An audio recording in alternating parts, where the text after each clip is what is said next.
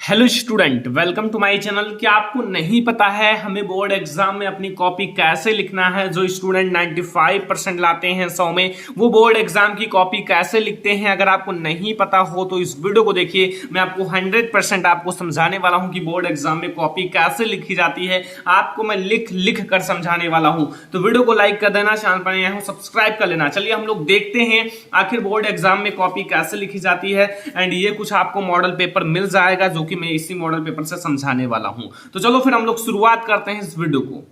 सबसे पहले देख लो, आपको इसी प्रकार से कॉपी दी जाएगी। लाइक इज मेरे पास जो कॉपी है, ठीक है, ये इसी तरह से आपको बोर्ड एग्जाम में कॉपी दी जाएगी। और आपको करना क्या है, यहां मैं आपको सब स्टेप बाय स्टेप सिखाता हूं।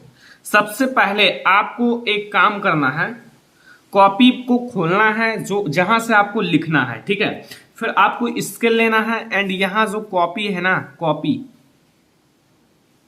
कॉपी में आपको एक तरफ केवल लाइन खींचना है, ठीक है। वो भी ब्लैक स्केच से आपको ऐसे खींच लेना है। ओके, एंड डबल आपको थोड़ा बढ़िया से स्केल स्केल देख कर अच्छे से एक लाइन और, ठीक है, इस तरह से आपको लाइन खींचना है। ओके, एंड अगर आपका कुछ गलत हो जाता है तो आपको दूसरी कॉपी भी दी जाएगी। वहां एग्जाम में आपको डरने की बात नहीं है, डरो मत, क्योंकि आपको वहां जैसे आपके स्कूल में टेस्ट कराया जाता है, फाइनल ईयर पेपर कराया जाता है, सेम वैसा वहां भी कराया जाएगा, ठीक है। तो यहां देखो, जैसे यहां ये प्रश्न है, ये आपका देखो, यहां ये प्रश्न नंबर फर्स्ट है, ठीक है। 3 घंटे का पेपर रहेगा तो हम लोग प्रश्न नंबर फर्स्ट यहां से देखते हैं। ये प्रश्न उत्तर नंबर फर्स्ट का। अब हम इसे कैसे लिखेंगे? क्या इसे पूरा ऐसे उतारेंगे? नहीं, ऐसे में तो आपका पूरा टाइम वेस्ट हो जाएगा। नहीं, आपको पूरा उतारना नहीं है। आपको करना क्या है, ऊपर सबसे पहले आपको हेडिंग डालना है। इसी से आप हेडिंग डाल दो या फिर आप ब्लैक ब्लैक पेन से हेडिंग डाल दो, ठीक है। आप किसी से भी लिख सकते हो। जैसा मैंने लिखा है ऐसे आपको लिख लेना है, प्रश्नोत्तर नंबर फर्स्ट का, ठीक है। फिर आपको नीचे अंडरलाइन कर देना है। लाइक यहां आपको वहां तो अच्छे से कर लेना है अंडरलाइन, ठीक है। यहां आप ब्लैक स्केच से अंडरलाइन कर लो, ठीक है।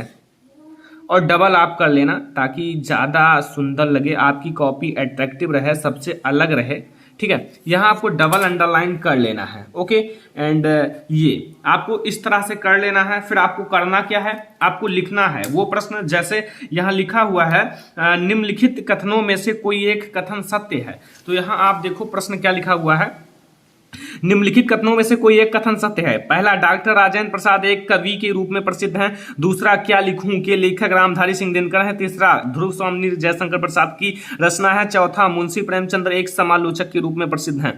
तो यहाँ आपका सही है, ध्रुव स्वामी जयशंकर प्रसाद की रचना है। तब इस क्वेश्चन को आपको बोर्ड एग्जाम में कैसे लिखना है वो मैं आपको बताता हूँ। देखो, आपको करना क्या है, सबसे पहले आपको यहाँ पहला आपको डालकर, यहाँ का आपका पढ़ा ही हुआ है लेकिन यहां फिर से आप का डाल देना है, ठीक है। प्रश्नोत्तर नंबर फर्स्ट यानी कि का आप डाल देना, केवल का, ठीक है। तो यहां आप लिखना, सबसे पहले आप लिख देना निम्नलिखित, जैसे जो ऊपर लिखा हुआ है प्रश्न आप वो लिख लो।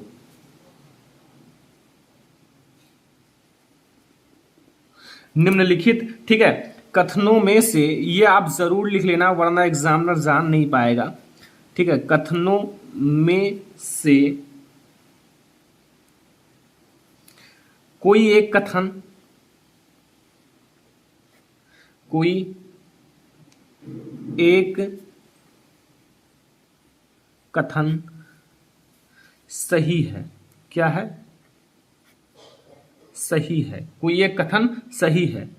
अब भाई थोड़ा मैं इधर चलूंगा, वैसे आप जान जाना, या फिर चलो नीचे लिख देते हैं, ठीक है। उसे पहचान, वहां आप फुल फुल लिखना, जैसे यहां भाई कैमरे में इतना ही आता है, पहचान कर लिखिए, कर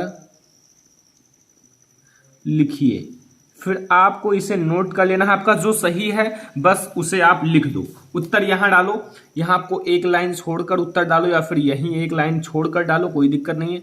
उत्तर, इसका सही उत्तर है तीसरा नंबर, यहां आप डालना तीसरा, ऐसे डाल देना, जैसा बता रहा हूं ऐसे लिखोगे, फुल मार्क मिलेगा। यहां आपका कौन सा सही है? ध्रुव स्वामिनी, ध्रुव स्वामिनी,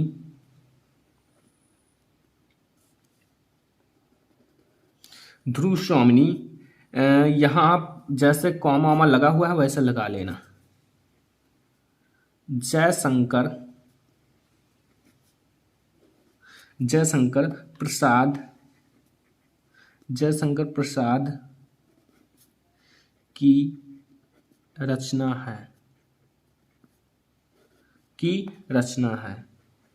बस कुछ इस टाइप से आपको बोर्ड एग्जाम में लिखना है। देख सकते हो बहुत ज्यादा अट्रैक्टिव लग रहा है और आप लोगों को फुल नंबर दिया भी जाएगा। ठीक है, ये प्रश्नोत्तर नंबर फर्स्ट का है। अब यहाँ देखो सेकंड लिखा हुआ है। यहाँ सेकंड क्या पूछा है, निम्नलिखित कृतियों में से किसी एक कृति के लेखक का नाम। यहाँ सन्यासी, कुछ बिखरे पन्ने, रसमीमांसा, आत्मकथा। मैं एक का बता रहा हूँ। ठीक है, फिर आपको डालना है एक बार यहाँ ऊपर, फिर से आओ यहाँ डालो, ज्यादा अट्रैक्टिव लगेगा। प्रश्नोत्तर संख्या डाल दो, कोई दिक्कत नहीं है। फर्स्ट का खा, ऐसे आपको डालकर फिर नीचे आपको करना है अंडरलाइन। ठीक है, अच्छे से देखो, अगर ऐसा लिखोगे कोई दिक्कत नहीं है, और अगर आप केवल खा भी डालकर लिख दोगे तो भी कोई दिक्कत नहीं है। ठीक है, और अगर आप जितना अट्रैक्टिव अपनी कॉपी में लिखोगे, जितना अट्रैक्टिव एग्जामिनर को लगेगा, आपको उतना ही ज्यादा नंबर मिलेगा, ये समझ जाना। ठीक है, अब यहाँ आपको जैसे लिखा है, यहाँ आप प्रश्न लिख लो जो लिखा हुआ है। निम्नलिखित में से किसी एक कृति के लेखक का नाम, यहाँ खा डाल देना। ठीक है, बहुत अच्छा लगेगा। अगर आप जैसा बता रहा हूं ऐसा लिख दोगे तो आपको फुल मार्क मिल भी जाएगा। निम्नलिखित में से किसी एक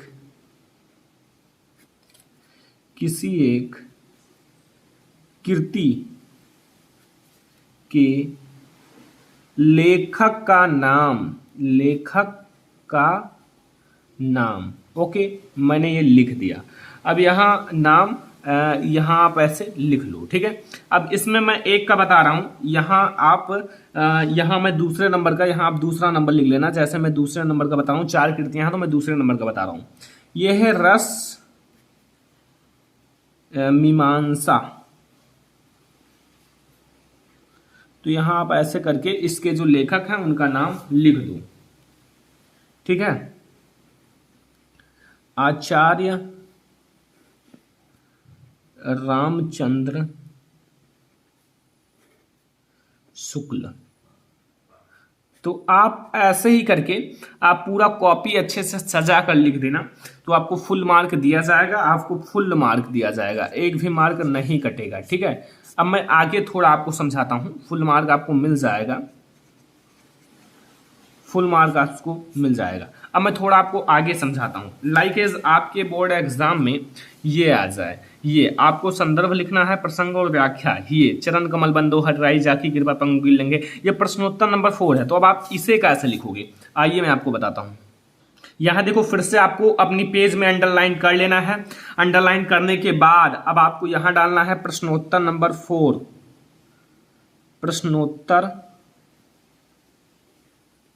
प्रश्नोत्तर नंबर 4 है ना, प्रश्नोत्तर नंबर 4। चलो, प्रश्नोत्तर संख्या डाल दो या नंबर डाल दो, कोई दिक्कत नहीं, संख्या ज्यादा बेटर रहेगा। 4 का बात तो है नहीं इसमें, हाँ का। प्रश्नोत्तर नंबर 4 का। ठीक है, 2 में से एक को करना है, तो यहां हम लोग का वाला कर रहे हैं। ठीक है, तो यहां आप अंडरलाइन कर लो। सबसे पहले अंडरलाइन बहुत ज़्यादा ज़रूरी होता है, क्योंकि आपकी कॉपी को बहुत ज़्यादा अट्रैक्टिव दिखाता है। ओके, अब आप लोग सोच रहे होंगे कि ऐसे आपको अंडरलाइन कर लेना है। अब करना क्या है, सबसे पहले आप ये समझो, तो यहां समझो। और जो सबसे बड़ी गलती है जो स्टूडेंट करते हैं, जैसे उनको लिखना है, जैसे कुछ भी लिखना है तो आपको ऐसे काटना है, नॉट की ऐसे ऐसे ऐसे से काटो। लाइक एज आप लिख रहे हो आम, तो आपने ऐसे लिख दिया, तो ऐसे ऐसे आप ना काटो, ऐसे ऐसे ऐसे। आपने लिखा आम, तो इसे आप ऐसे काटो, बस इतना। आम आप अगर सही लिख रहे हो तब तो अच्छी बात है। तो लाइक इज आपको ज्यादा काट पीट भाई नहीं करना है, जैसा मैंने सफाई से लिख रहा हूं ऐसे आपको लिखना है, प्रैक्टिस करना है बार बार, तभी आप इसे लिख पाओगे। बहुत आसान नहीं है कि आप जैसे बैठो बस लिखना स्टार्ट कर दो। चलो अब हम लोग देखते हैं। सबसे पहला आपको संदर्भ कैसे लिखोगे, ये मैंने ऑलरेडी वीडियो बना दिया है। तो यहाँ आप संदर्भ हेडिंग डाल दो, हमें संदर्भ लिखना है, फिर आप यहाँ अंडरलाइन कर लेना स्केल की सहायता से। छोटा सा लाइन है तो वैसे भी आप ऐसे कर देना। ठीक है, अब देखो यहां संदर्भ अच्छे से लिख लो। लाइक एज आप अपनी हैंड राइटिंग को टाइम दो, थोड़ा सा अच्छे से पढ़ो। प्रस्तुत पद, जो प्रस्तुत ये पद है, हमारी हमारी पाठ्य पुस्तक, देखो संदर्भ कैसे लिखा जाता है, पाठ्य पुस्तक, आपको पाठ्य पुस्तक के, अब आपको ब्लैक पेन उठाना है एंड यहां आपको काव्य खंड का है, ऐसे कॉमा लगाना है एंड काव्य खंड, फिर एक कॉमा बंद कर देना, ठीक है। काव्य खंड से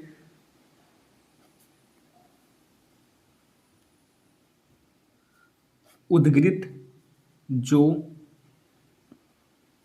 अब ये भक्ति काल के हैं, ठीक है। भक्ति काल, कई प्रकार से आप संदर्भ लिख सकते हो भाई, ये तो मैंने बताया है। भक्ति काल के श्री कृष्ण भक्ति, ये श्री कृष्ण भक्त थे, श्री कृष्ण के बहुत परम भक्त थे।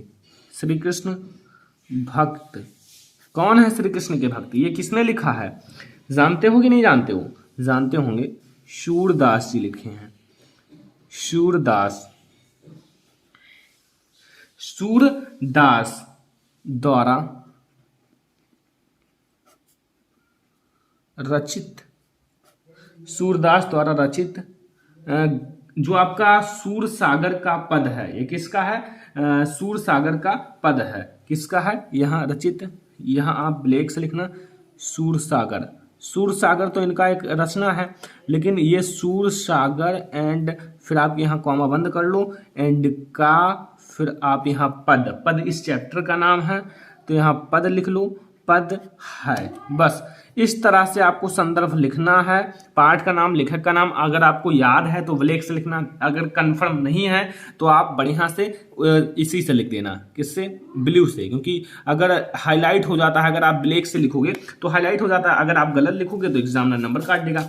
और अगर आपको नहीं याद है ना तो आप बिल्कुल भी ब्लैक से मत लिखना, हाईलाइट मत करना, ठीक है। अब यहाँ आप प्रसंग कैसे लिखोगे? प्रसंग तो भाई वही बात है, इसमें कुछ हाईलाइट नहीं करना है। प्रस्तुत पद जो है ना, प्रस्तुत पद में कवि जो हैं सूरदास, इसके कवि कौन हैं? सूरदास। सूरदास श्री कृष्ण कौन है? श्री कृष्ण की महिमा, इसमें पूरा श्री कृष्ण की महिमा का वर्णन किया गया है। महिमा, श्री कृष्ण की महिमा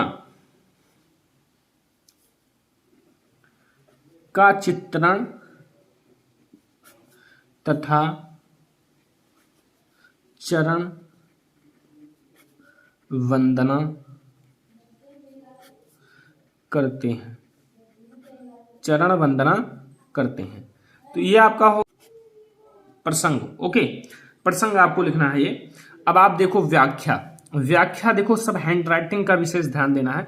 प्रस्तुत पद में कवि सूरदास जी प्रभु श्री कृष्ण की महिमा का गुणगान करते हैं, ठीक है। क्या है? करते हैं। वे कहते हैं कि मैं प्रभु श्री कृष्ण के कमल रूपी चरणों की कमल रूपी चरणों की वंदना करते हुए कहते हैं कि मेरे प्रभु के चरण जो हैं, चरणों का प्रभाव बहुत व्यापक है, मतलब बहुत ज्यादा व्यापक है। इनकी कृपा से क्या हो जाता है?